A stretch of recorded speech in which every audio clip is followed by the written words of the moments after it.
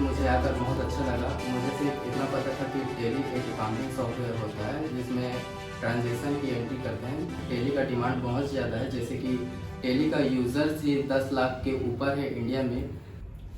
Hello everyone, मेरा नाम नितेश है और मैं ड्रीमेक्स एकेडमी में टेली का स्टूडेंट हूँ। और आज हम लोग बात करेंगे जीएसटी और टीडीएस के बारे में। तो आइए जानते हैं कि जीएसटी क्या है। जीएसटी का full form goods and service tax होता है। हिंदी में इसका अर्थ होता है वस्तु एवं सेवा कर। आसान शब्दों में कहें तो जीएसटी पूरे देश के लिए इनडायरेक्ट टैक्स है जो भारत को एक जैसा बाजार बनाता है। इसे वस्तुओं की खरीदारी करने पर और सेवाओं का इस्तेमाल करने पर चुकाना पड़ता है। पहले मौजूद कई तरह के टैक्स जैसे excise duty, custom duty, VAT, value added taxes, CST, इन इत्यादि टैक्स को हटाकर इनकी जगह पर एक टैक्स जीएसटी लाया गया।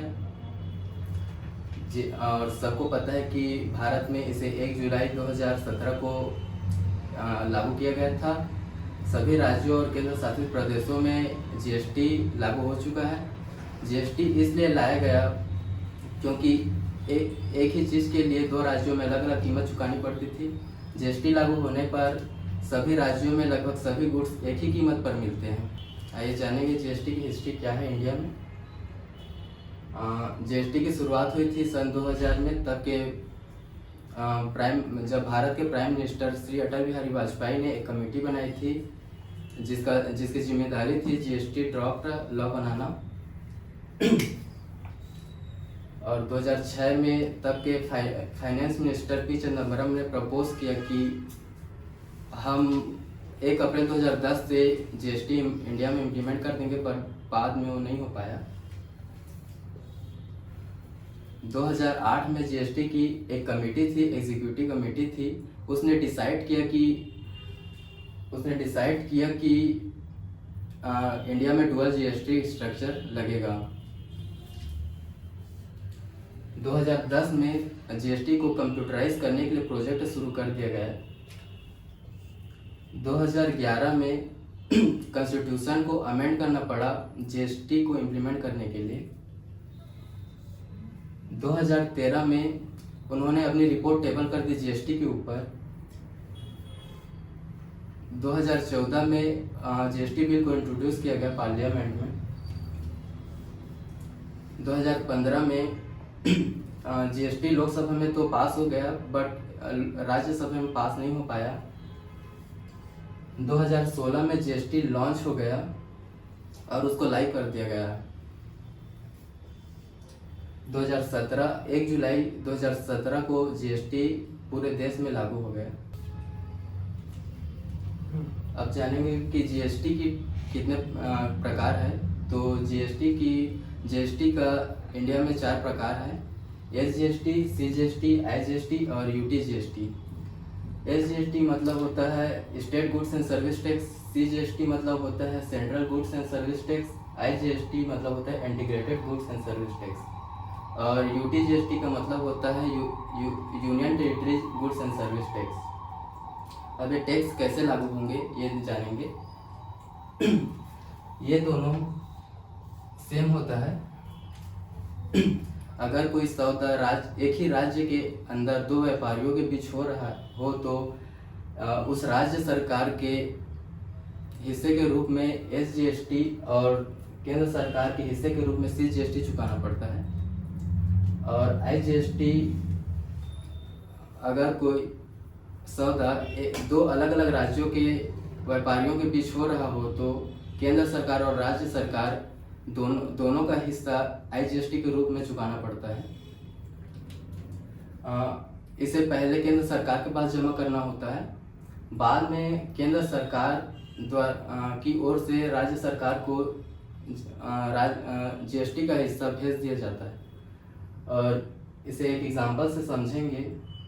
यदि कोई मध्य प्रदेश के व्यक्ति को माल बेचता है तो और उस वस्तु पर जीएसटी की रेट 18% है तो एसजीएसटी और सीजीएसटी 9% लगेगा। और यदि माल राज्य के बाहर के व्यक्ति को बेचा जाता है तो आईजीएसटी 18% की दर से आईजीएसटी लगेगा। अब जानेंगे यूटीजीएसटी क्या है। अगर कोई सौदा किसी केंद्र शासित प्रदेश के व्यापारियों के बीच हो रहा हो तो यूनियन टेरिटरी के हिस्से के रूप में चुकाना पड़ता है। जैसे कि सपोज किसी वस्तु के ऊपर 18% की जीएसटी रेट है तो 9% आपका जाएगा सेंट्रल गवर्नमेंट के हिस्से में और 9% जाएगा यूनियन टेरिटरी के हिस्से में। अब जानेंगे जीएसटी के रेट्स, जीएसटी की दरें। तो जीएसटी काउंसिल ने जीएसटी को 5 स्लैब में रखा है। पहला है 0%, 5%, 12%, 18% और 28%। तो जीवन के लिए अत्यंत आवश्यक वस्तुओं और सेवाओं पर 0% टैक्स रेट लागू किया गया है। जैसे कि अनाज हो गया, नमक, गुड़ और ताज़ी सब्जियां इत्यादि पर 0% टैक्स रेट लागू होगा। और 5% टैक्स जीवन के लिए अत्यंत सामान्य आवश्यक वस्तुओं और सेवाओं पर 5% टैक्स लगेगा। जैसे कि चीनी, तेल, मसाले, चाय, कॉफ़ी, उर्वरक इत्यादि पर 5% टैक्स रेट लागू होगा। 12% जो रोज़मर्रा के जीवन में काम आने वाली वस्तुएं एवं सेवाओं पर 12% टैक्स रेट लागू होगा। जैसे कि नमकीन हो गया, दवाइयाँ हो गया, छाता, तत्मंजन, कोलगेट इत्यादि पर 12% टैक्स रेट लागू होगा। और मध्यम स्तर का जीवन जीने वाले लोगों के इस्तेमाल में आने वाली वस्तुएं और सेवाओं पर 18% टैक्स रेट लागू होगा। जैसे कि detergent, chocolate, ice cream, shampoo, mineral water, refrigerator इत्यादि पर 18% टैक्स रेट लागू होगा। और 28% टैक्स रेट जो विलासी और हानिकारक श्रेणी में रखा गया है, जैसे कि पान मसाला, ऑटोमोबाइल, 5 स्टार होटल में ठहरना, ब्यूटी पार्लर इत्यादि को 28% टैक्स के दायरे में रखा है। अब इसका कंक्लूजन देखते हैं। जीएसटी को लाने के पीछे कुछ मकसद थे, जैसे कि महंगाई पर लगाम और टैक्स चोरी पर लगाम।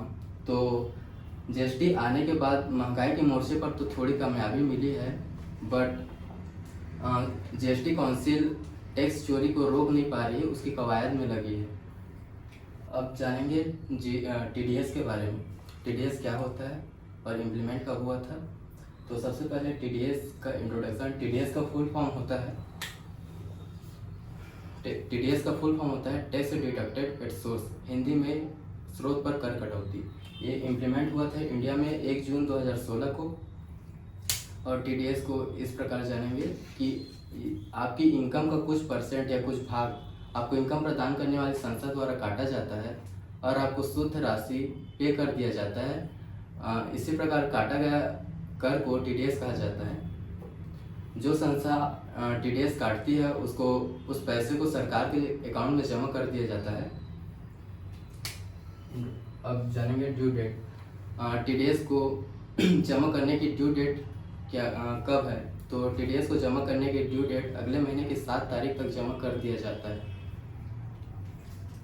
अब कितने तरह के पेमेंट पर टीडीएस काटा जाता है। तो टीडीएस बहुत सारे पेमेंट्स पर काटा जाता है, जैसे कि आपका हो गया salary, interest, dividend, commission, professional fees, किसी भी तरह का रेंट, ब्रोकरेज, कॉन्ट्रैक्ट पेमेंट आदि पर टीडीएस काटा जाता है।